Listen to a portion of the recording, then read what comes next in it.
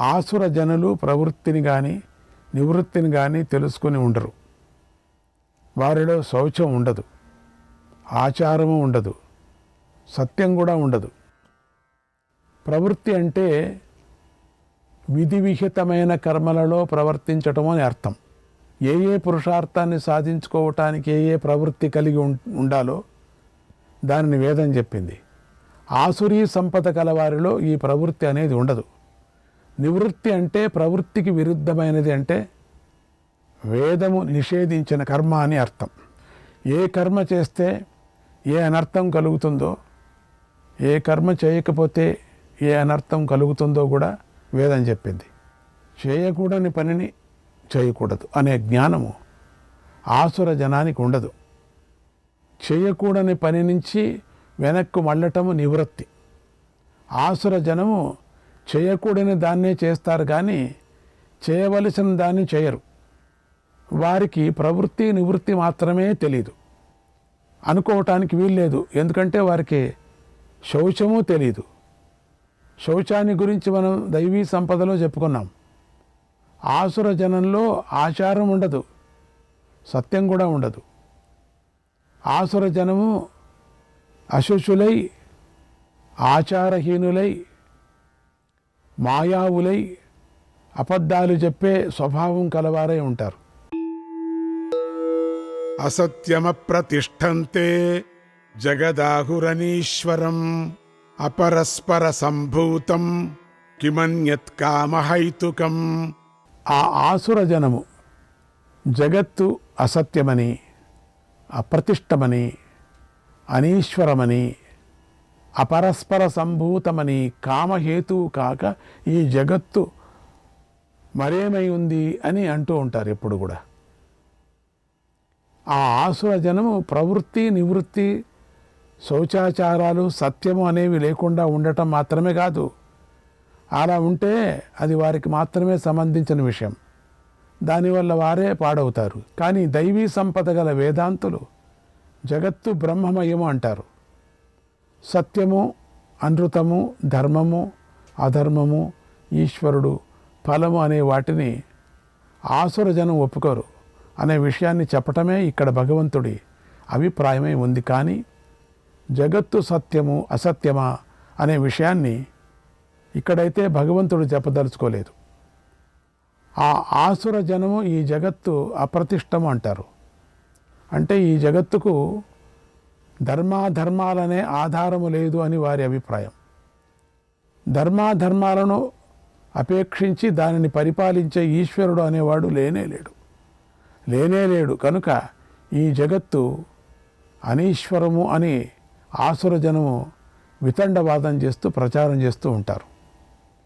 ఆస్తికులు కర్మకు అనుగుణంగా ఈశ్వరుడు ఫలాన్ని ఇస్తాడు అని తెలుసుకొని ఉంటారు. నాస్తికులైన ఆసుర జనం దీనికి విరుద్ధంగా ఉంటారు. మరి వారు ఇలా అంటున్నారు, స్త్రీ పురుషుల అన్యోన్య సంయోగంతోనే ఈ సృష్టి అంతా జరిగింది అంటే వారి అభిప్రాయంతో ఈ సృష్టికి స్త్రీ పురుషుల కామం మాత్రమే కారణమై ఉంది. ఈ మాట వినగానే అప్పుడప్పుడే శ్రవణం ప్రారంభించిన కొంతమంది ఆస్తికులకు కూడా ఈ మాట సత్యమే అనిపించింది. అవకాశం ఉంది, అలా అనుకోరాదు. ఎందుకంటే కంటికి కనిపించని ధర్మాధర్మాలు మొదలైనవి ఈ జగత్తుకు కారణమై ఉన్నాయని తెలుసుకోవాలి. కానీ ఆసుర జనం మాత్రం స్త్రీ పురుషుల కామమే ప్రాణి సృష్టికి కారణమై ఉంది అని అనుకుంటారు. ఇలా అనుకునే వారిని లోకాయతికులు అని పిలిచారు. లోకాయతికులు, కామమే ప్రాణి సృష్టికి కారణం అనుకునే వారి దృష్టి లోకాయతిక దృష్టి అనబడుతుంది. లోకాయతిక దృష్టి. లోకాయతికులు అంటే లోకంలో పెద్ద సంఖ్యలో ఉండే నాస్తికులు, చార్వాకులు. నాస్తికులు అంటే వేదం చెప్పిన ధర్మాధర్మ కర్మ బ్రహ్మాలను అంగీకరించని వారు. వారి దృష్టిలో దేహమే ఆత్మ అయి ఉంది. అటువంటి వారి గురించి ఏం చెప్పేది? వారే ఆసుర జనం. ఏతాం దృష్టిమవష్టభ్య నష్టాత్మానోల్పబుద్ధయః ప్రభవంత్యుగ్రకర్మాణః క్షయాయ జగతో హితాః. పైన చెప్పుకున్న ఈ దృష్టిని పట్టుకొని నష్టాత్మలై అల్పబుద్ధులైన వీరు ఉగ్రకర్ములై అహితులై జగత్తు యొక్క నాశనానికి కారణమవుతున్నారు. సృష్టి విషయంలో అసత్యము, అప్రతిష్టము, అనీశ్వరము అని చెప్పేవారు. ఇది స్త్రీ పురుషుల కామంతోనే పుట్టిందని చెప్పేవారు. ఈ చెడు దృష్టినే పట్టుకొని దానినే ఆశ్రయించి నష్టాత్ములైపోతున్నారు. అంటే నష్టమైన స్వభావం కలవారు పోగొట్టుకున్న పరలోక సాధనం కలవారయ్యే కిందకి జారి పడిపోతున్నారు. అందుకే వారు అల్పబుద్ధులు. వారికి ఎప్పుడు విషయాల యావే అంటే ధ్యాసనే. అందుకే వారి బుద్ధి బహుస్వల్పమైనదని చెప్పబడుతుంది. ఇహంలోనూ పరంలోనూ పనికిరాని ఆలోచనలు చేస్తూ, మాటలు చెబుతూ, పనులు చేస్తూ, సోమారితనంగా ఉంటూ హాయిగా జీవిస్తూ ఉండేవారిని అల్పబుద్ధులు కనుక మరేమనాలి వాళ్ళకి? ఇంకేమని చెప్పాలి వాళ్లకు? పూర్వం చెప్పుకున్నట్టే ఈ ఆసుర జనం వారు పాడవటం మాత్రమే కాక ఉగ్ర కర్మలు చేస్తూ, అంటే క్రూర కర్మలు చేస్తూ లోకాన్ని హింసిస్తూ ఉంటారు. అటువంటి వారు ఈ లోకాన్ని నాశనం చేయటానికే పుట్టారు.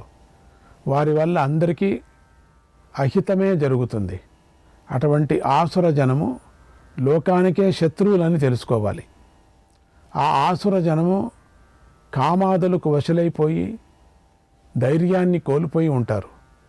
వారు చేసే క్రూర కర్మలన్నీ కామం కోసమే అయినప్పటికీ వారు ఆత్మవంచన చేసుకుంటున్నారు. కనుకనే అటువంటి వారిని నష్టాత్ములని భగవంతుడు అంటున్నాడు. వారికి అల్పమైన, క్షుద్రమైన, దుష్టమైన సుఖంలోనే బుద్ధి ఉంటుంది. కనుకనే వారు అల్పబుద్ధులు. కామమాశ్రిత్య దుష్పూరం దంభమానమదాన్వితాః మోహాద్ గృహీత్వా సద్గ్రాహాన్ ప్రవర్తంతే శుచివ్రతాః. దుష్పూరమైనటువంటి కామాన్ని ఆశ్రయించి దంభము, మానము, మదము అనే వాటితో కూడిన వారై మోహంతో అసద్గ్రాహాలను పట్టుకొని అశుచి వ్రతులై ప్రవర్తిస్తూ ఉంటారు. ఆసుర జనం గురించి భగవంతుడు మరింత చెబుతున్నాడు.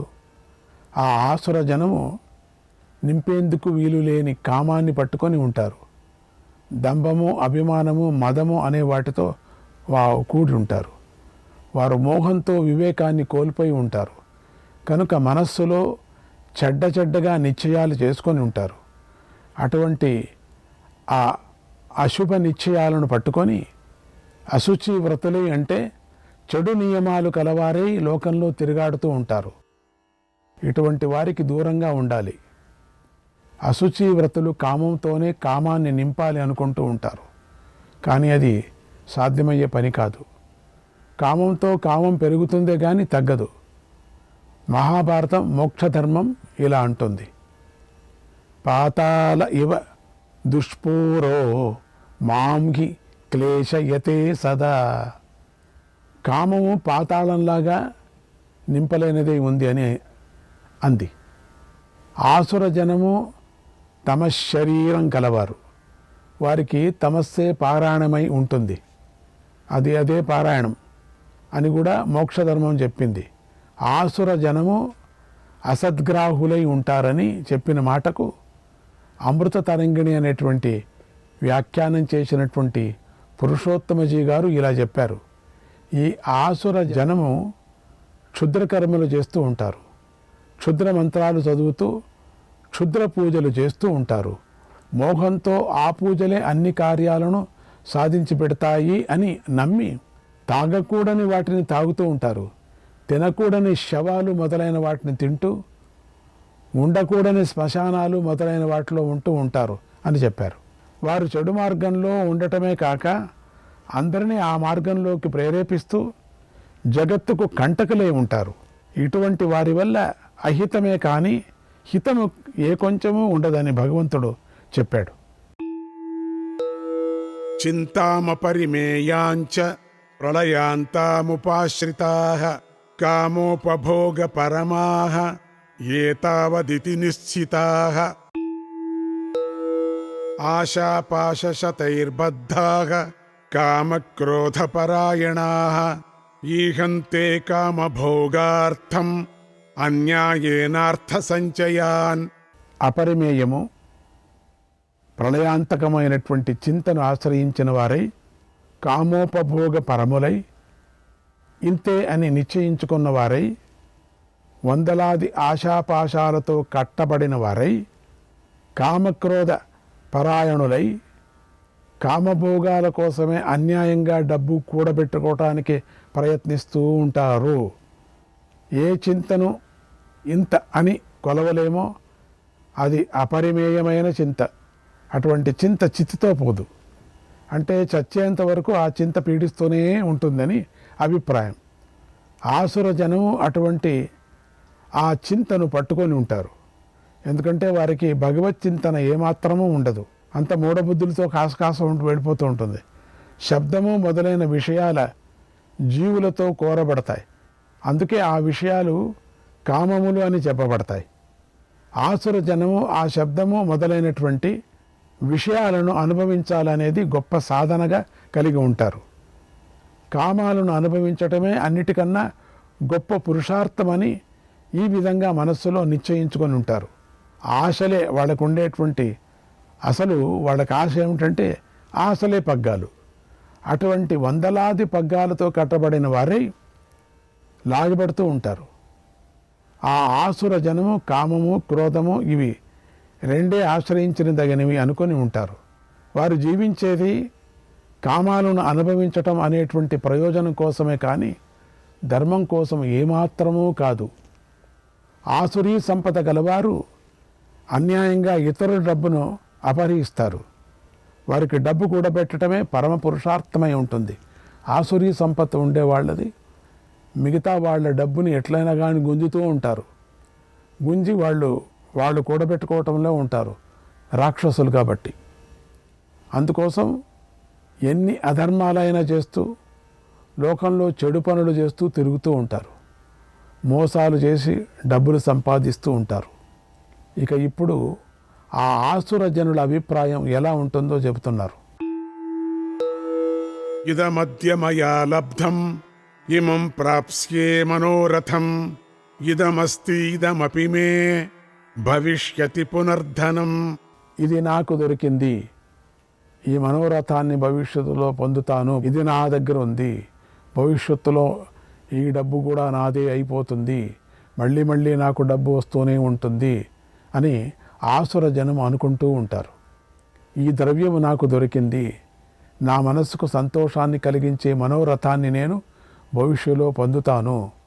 అది మంచిదా చెడ్డదా, ధర్మమా అధర్మమా, కోరుకోవచ్చా కోరుకోకూడదా, ఏది కోరుకోరాదా, ఇటువంటి వాటితో నాకు పని లేదు, నా కోరిక తీరటమే నాకు ముఖ్యం అనుకుంటూ ఉంటారు. ఈ సంవత్సరం ఇంత డబ్బు సంపాదించాను, వచ్చే సంవత్సరం మళ్ళీ ఇంకా డబ్బు సంపాదిస్తాను, నేను ధనవంతుడిని అని లోకంలో కీర్తిని సంపాదిస్తాను అనుకుంటాడే కానీ ఆసుర ప్రవృత్తి కలవాడు రూపాయి కూడా దానం చేయడు. దానగుణం దైవీ సంపద కదా.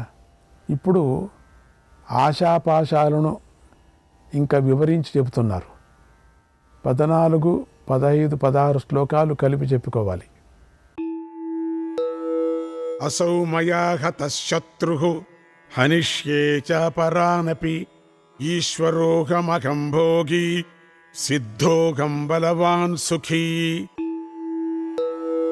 ఆఢ్యోభిజనవానస్మి కోన్యోస్తి సదృశో మయా యక్ష్యే దాస్యామి మోదిష్యే ఇత్యజ్ఞాన విమోహితాః అనేక చిత్త విభ్రాంతాః మోహజాల సమావృతాః ప్రసక్తాః కామభోగేషు పతంతి నరకేషు చౌ. ఆ శత్రువు నా చేత చంపబడ్డాడు, తక్కిన వారిని కూడా నేను సంహరిస్తాను. నేను ఈశ్వరుడిని, నేను భోగిని, నేను సిద్ధుణ్ణి, బలవంతుణ్ణి, సుఖిని అయి ఉన్నాను. నేను ఆఢ్యుడిని, ప్రథముడిని, నేను అభిజనవంతుణ్ణి, గౌరవం కలవాడిని, నాతో సమానమైన వాడు ఎవడున్నాడు, ఎవ్వడు లేడు.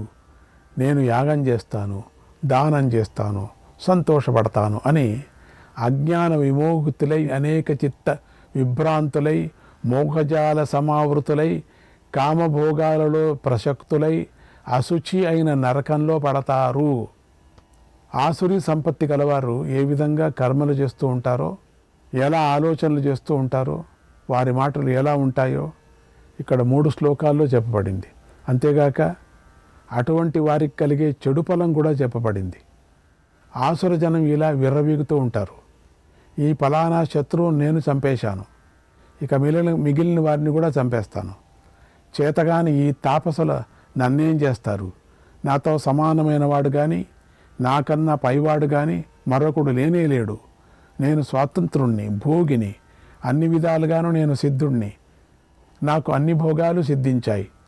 నా ఇల్లు పుత్ర పౌత్రులతో తొలతూగుతోంది. నేను సామాన్య మానవుణ్ణి కాను, బలవంతుణ్ణి, సుఖిని నేనే. ఈ తక్కిన వారంతా భూమికి బరువై ఉన్నారు అని ఆసుర సంపత్తి గలవాడు భావిస్తూ ఉంటాడు. ఈ ఆసుర జనము క్రోధ పారాయణులు, కామపరాయణులు అయి ఉంటారు అనే విషయం 14వ శ్లోకంలో స్పష్టంగా చెప్పబడింది. ఆసురుడు నేను ఈశ్వరుణ్ణి అనుకుంటాడు. అంటే అందరినీ నిగ్రహించటంలో నేనే సమర్థుడు. రాక్షసులు అనుకుంటాం, కథల్లో దండికి వస్తాయి అనుకుంటూ ఉంటాడు. ఇలా అహంకరిస్తే దేవతలు కూడా పడిపోతారని మనం ఎన్నో కథల ద్వారా తెలుసుకున్నాం కదా. ఇక ఆసురీ సంపద ఉన్నవారి గురించి వేరేలు చెప్పాలా? వారు తప్పక పడతారు. నా దగ్గర చాలా డబ్బు ఉంది కనుక నేనే గొప్పవాడిని అని ఆసుర జనం గర్విస్తారు. వారి దగ్గర డబ్బు ఉంటుంది కానీ అసలు ఉండవలసిన సద్గుణం మాత్రం ఉండదు. నా 7 తరాల శ్రోత్రియులై ఉన్నారు. నేను అటువంటి 7 తరాల శ్రోత్రియుల మంచి వంశంలో పుట్టాను.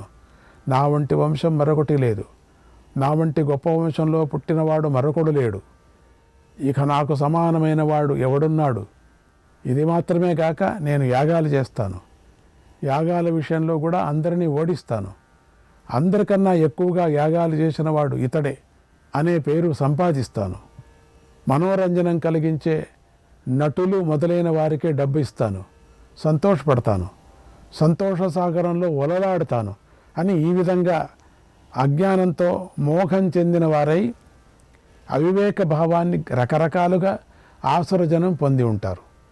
వారి భ్రమకు అంతే ఉండదు. వీరు ఈ చెప్పుకున్న విధంగా అనేక విధాలైన విచారాలతో, రకరకాలైన భ్రమలతో కొట్టుమిట్టాడుతూ ఉంటారు.